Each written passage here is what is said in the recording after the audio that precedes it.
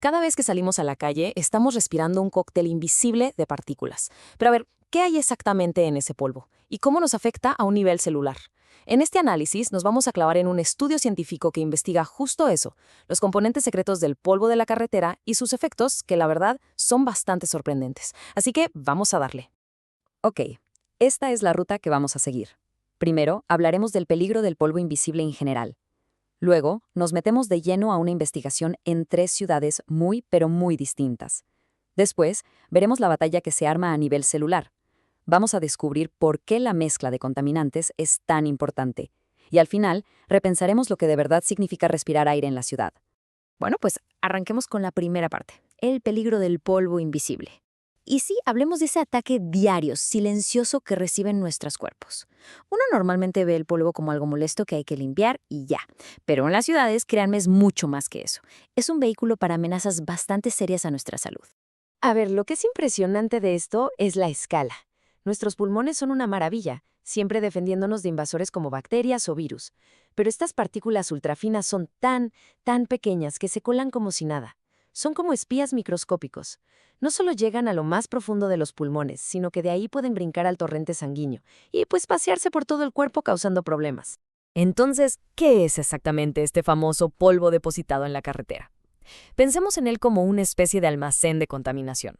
Partículas de los escapes, del desgaste de los frenos, de las llantas, todo eso se va asentando en el pavimento. Pero el chiste es que no se queda ahí quieto. Cada coche que pasa, cada ráfaga de viento, lo vuelve a levantar al aire una y otra vez. O sea, nos da múltiples oportunidades de respirarlo. Es una mezcla súper compleja y que nunca para de moverse. Y esto nos lleva a la segunda parte, donde la cosa se pone buena. Una historia de 3 ciudades.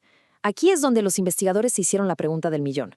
A ver, ¿todo el polvo de carretera es igual de dañino? Y para averiguarlo, montaron un estudio comparando 3 lugares que no podrían ser más diferentes. Y aquí están los protagonistas. Por un lado, Lancaster, una ciudad relativamente pequeña en el Reino Unido. Luego, Birmingham, una ciudad industrial británica mucho más grande. Y por último, la Ciudad de México, una verdadera megalópolis. Vean nomás las diferencias, no solo en población, sino en los niveles de contaminación base, lo que se mide como PM2.5. El escenario estaba puesto para un experimento muy revelador. Aquí está la clave del experimento. Lo que hicieron fue algo muy directo. Tomaron el polvo de cada ciudad y aislaron las partículas más pequeñas, las ultrafinas, y luego, en el laboratorio, pusieron células pulmonares humanas vivas en contacto con estas partículas, básicamente para ver qué pasaba en un encuentro cara a cara. Y ahora sí, la parte que estábamos esperando. Tercera sección. La batalla celular se desata. ¿Qué pasó cuando las células y el polvo se encontraron? Bueno, pues agárrense, porque los resultados se ponen muy interesantes. Y aquí va la primera gran sorpresa. Vean esto. El polvo de Lancaster, la ciudad menos contaminada, hizo que las células se multiplicaran. O sea, aumentó su viabilidad. ¡Qué locura! Por otro lado, el polvo de Birmingham resultó muy tóxico a dosis altas. Pero ojo, el de la Ciudad de México fue el más dañino de forma consistente, afectando la salud de las células incluso en dosis bajas. Sumemos otra capa de evidencia. El estrés oxidativo, para que nos entendamos, es como si las células se estuvieran oxidando por dentro, un ataque químico en toda regla. Y aquí el patrón es clarísimo. El polvo de la Ciudad de México fue el agresor más potente, el que causó el ataque más fuerte y sostenido. El de Birmingham también pegó duro, pero sobre todo a dosis altas. Lancaster, de nuevo, fue el menos dañino en este aspecto. Y aquí está la última pieza del rompecabezas biológico, la respuesta inflamatoria. Es la forma en que el cuerpo grita, ¡alarma! ¡Algo anda mal! Y curiosamente, aquí fue el polvo de Birmingham el que provocó la reacción más fuerte, seguido muy de cerca por el de la Ciudad de México. Pero hasta el polvo de Lancaster activó las alarmas, aunque de forma más leve. Esto nos dice que al final, todo el polvo urbano tiene la capacidad de poner en alerta a nuestro sistema inmune. Ok, entonces todo eso nos deja con una pregunta gigante. Cuarta sección. Todo está en la mezcla. ¿Por qué el polvo de 3 ciudades tuvo efectos tan radicalmente diferentes? La respuesta, como vamos a ver, no está en la cantidad de polvo, sino en sus ingredientes. Esta cita de los mismos investigadores le da justo al clavo. Lo que están diciendo es que medir nada más la cantidad de polvo, o sea, su masa, no nos cuenta la historia completa. Lo que de verdad importa es de qué está hecho, su composición química. En otras palabras, el qué es mucho más importante que el cuánto. Y aquí lo podemos ver perfectamente. Cada ciudad tiene su propia huella metálica en el polvo. Fíjense en las barras rojas, las de la Ciudad de México.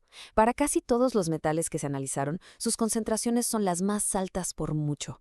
Está especialmente cargado de metales como cobre, hierro y níquel, que se sabe que son muy reactivos con nuestras células. Aquí es donde atamos todos los cabos.